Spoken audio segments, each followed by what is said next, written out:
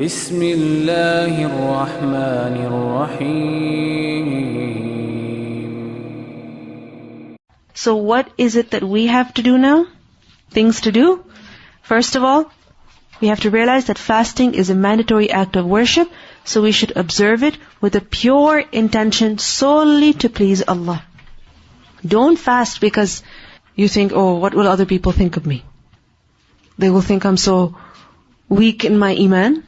I don't even have the courage to fast in the month of Ramadan. What will other people say? No, don't fast because of other people. Don't fast in competition with other people. Fast for who? Allah subhanahu wa ta'ala. Why? Why is it necessary to do that? In a hadith we learn, مَنْ صَلَّى يُرَائِي فَقَدْ أَشْرَكَ وَمَنْ صَامَ يُرَائِي فَقَدْ أَشْرَكَ وَمَنْ تَصَدَّقَ يُرَائِي فَقَدْ أَشْرَكَ. Whoever prays to show off, then he has done shirk. Whoever fasts to show off, then he has done shirk. And whoever gives charity to show off, then he has done shirk. So if we're not fasting with the right intention, then it is not just useless, but it is detrimental. It's harmful for a person. It could render his deeds useless. So when we're fasting, purify your intention every single day. I'm doing it for Allah. Not to please my parents, not to impress my spouse, not to impress my classmates. No, I'm doing it for who? For Allah. And what does it mean then? That when we're doing it for Allah, then we expect reward from Him alone. So don't expect people to be extra nice to you. Okay? I've been fasting all day, so I'm not going to cook anything. I've been fasting all day, so I have a right to, sleep through these 4 hours in the afternoon. No. Don't expect people to be extra nice to you. You're fasting for Allah. Expect reward from who? Him alone. Secondly, do not leave fasting without a legitimate excuse, without a legitimate reason. Don't come up with excuses to exempt yourself from fasting this month. Okay? When it's obligatory on you, it's obligatory on you. So you have to fast. So who are exempt from fasting? For whom is rukhsat as-sawm? Who are exempt from fasting?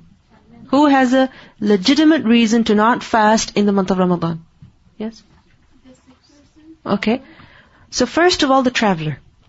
The person who is traveling, he is allowed to not fast if his fasting is going to be harmful for him or even not harmful. Even then he has the choice. He can fast and he can also not fast. Okay? Because a person asked the Prophet ﷺ, when he used to fast regularly, that if I'm traveling, can I fast? The Prophet ﷺ said, إِن شِئْتَ فَصُمْ وَإِن شِئْتَ فَأَفْطِرْ. If you wish, fast, and if you wish, don't fast. It's up to you. Your choice. So it's up to a person when he is traveling. But remember, if the fast is going to harm him in his travel, then he's not allowed to fast. Because remember the hadith in which the Prophet ﷺ was once traveling with a group of people, everybody was fasting, it became difficult upon the people, so the Prophet ﷺ raised a bowl of water or something and he broke his fast in front of everybody. So that the people would know that we have to follow him and we all have to break our fast as well. So everybody did so except for some individuals. And when the Prophet ﷺ found out, he was very upset with them. He said they are the disobedient. He was very upset with them. So in certain situations, when fasting is actually harmful for a person, then he should not fast. He's not allowed to fast. But if he has the strength, it doesn't bother him, then he has the choice. He may do so, and he may not do so. Even if the journey is very convenient, very short, very easy, yes, he still has the choice. So first of all, the traveler. Secondly, the ha'id or the nafisa. Who is the ha'id? The menstruating woman. The nafisa, the woman who is having nifas, post-delivery, bleeding. But remember, mustahada is not exempt. Who is mustahada? A woman who is having istihada. What is istihada? Bleeding that is outside of period. Thirdly, who else is exempt? Expectant or nursing mothers. A woman who is pregnant or the woman who is nursing. She is also exempt. In the Quran, Allah says, وَعَلَى الَّذِينَ يُطِيقُونَهُ, right? Those people who find it difficult. So a woman in such a condition does find it difficult to fast. Other women don't find it difficult to fast at all in this condition. So it's up to them. But in a hadith we learn, the Prophet ﷺ said, إِنَّ اللَّهَ وَضَعَ عَنِ الْمُسَافِرِ الصَّوْمَ وَشَطْرَ الصَّلَاةِ. Allah subhanahu wa ta'ala has removed from the traveler fasting and also half of the prayer. Meaning he doesn't have to do so. وَعَنِ الْحُبْلَى وَالْمُرْضِعِ الصَّوْمَ. And from the pregnant and nursing woman, what? Fasting. Meaning she is allowed to not fast. The fourth person is who? Marid, the sick person. Whether that sickness is temporary or you can say terminal. Okay? It could be minor or major. It could be physical or mental. Alright? Whatever sickness it is, if it prevents a person from fasting, makes it difficult for him to fast, will affect his health seriously, will slow down his recovery, will worsen his sickness, then in that case he or she will not fast. Because sometimes what happens is that a person is between health and sickness. He's not fully recovered, he's not really sick. So if he fasts, it may make him sick. It may make his recovery slow. Okay? Then in that situation, he should not fast. Likewise, a person is sick, but it's a very minor sickness. Okay? But if he's fasting, he won't be able to take the medication. If he doesn't take the medication, he won't get better. And what may happen? The disease or the sickness may worsen. So in that situation, what will he do? He will not fast. So don't feel guilty if you are in a situation like this, because Allah has exempted you. In the Quran, clearly, those who are marid have been exempted. But remember that all of these four, the traveler, the ha'id, the expectant nursing mother, and the marid, all of them, they have to make up the fasts when? When they are better, when they are able to fast. Okay? And they have to make them up before the next Ramadan. So whatever fasts a person does not get to keep due to travel, due to menstruation, due to nursing or pregnancy or sickness, then he or she has to make them up before the next Ramadan comes. What's the evidence? Aisha radhiyallahu anha, she said, كَانَ يَكُونُ عَلَيَّ الصَّوْمُ مِنْ رَمَضَانَ فَمَا أَسْتَطِيعُ أَنْ أَقْضِيَهُ إِلَّا فِي شَعْبَانَ. I would have leftover fasts to make up from Ramadan, and I would not be able to make them up until Sha'ban. So what does it mean? Sha'ban is right before Ramadan, right? So she would make sure that she would make them up before Ramadan came.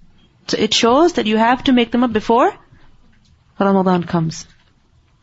And if a person is not able to, let's say sickness was prolonged, person never really recovered fully, or a woman was pregnant at that time, nursing in the next Ramadan, or pregnant again, then she hasn't been able to make them up. Then in that case, what will happen? She will make them up the next year. Okay? But in addition to that, some scholars have said that they also have to pay the fidya. Okay? They also have to pay the fidya. And what is a fidya? Ta'amu miskeen. Feeding a needy person. Okay? So if a person is not able to make up his fasts by the time next Ramadan comes, then what do they have to do? Pay the fidya. And then they don't have to make up the fasts anymore? No, they have to. They still have to make them up. So pay the fidya, alright? And also make up the fasts. But you don't have to pay fidya every single year. Let's say a woman, she is pregnant or nursing every Ramadan for like 5 years, and she's not able to make them up. So every year she pays fidya for all the fasts that have been missed? No. Only of the previous year. Okay? Only of the previous year. Now, what about old age? If a person is old or terminally ill, meaning he has or she has a condition which does not allow them to fast, then in that case, what's the solution? They're not going to fast. What are they going to do? They're just going to give the fidya, and that will be sufficient for them. Ibn Abbas radhiyallahu anhu, he said, رُخِّصَ لِلشَّيْخِ الْكَبِيرِ أَنْ يُفْطِرَ وَيُطْعِمَ عَنْ كُلِّ يَوْمٍ مِسْكِينًا وَلَا قَضَاءَ عَلَيْهِ. That for the old person, this exception has been given that he may not fast and instead feed for every day who? A needy person. So for every day of fasting that he has missed, he will feed who? A needy person. And there is no qada upon him, meaning he does not have to make up the fasts later. Okay? And this is also proven from the Quran, because Allah says, وَعَلَى الَّذِينَ يُطِيقُونَهُ فِدْيَةٌ. Those people who find it difficult to fast, then for them is fidya. Meaning they will not fast, instead they will give fidya. Now there is one more problem, which is that if there is a person who has many, many fasts to make up. Many fasts to make up. They've given the fidya, and they hope that in the future, they will have the strength to keep the fasts. Let's say there's a woman, she's pregnant, 1 year nursing the next year, pregnant again the next year, nursing the next year again, and no matter how much she tries to fast in the middle, she's not able to make them up. So by the end, she's got 100, 150 fasts to make up. And I know women who are in this situation. So, in this situation, what will she do? She will, yes, first of all, she will give the fidya. Okay? And according to some scholars, according to some Sahaba, in fact, she does not need to make them up.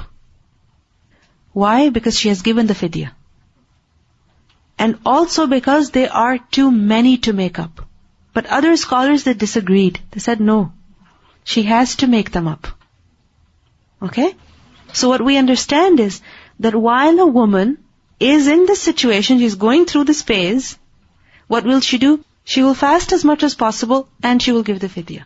As soon as she is out of this phase of her life, then what will she do? She will start making up those fasts. If she makes them up, well and good. If she doesn't, then inshallah she's given the fidya. You understand?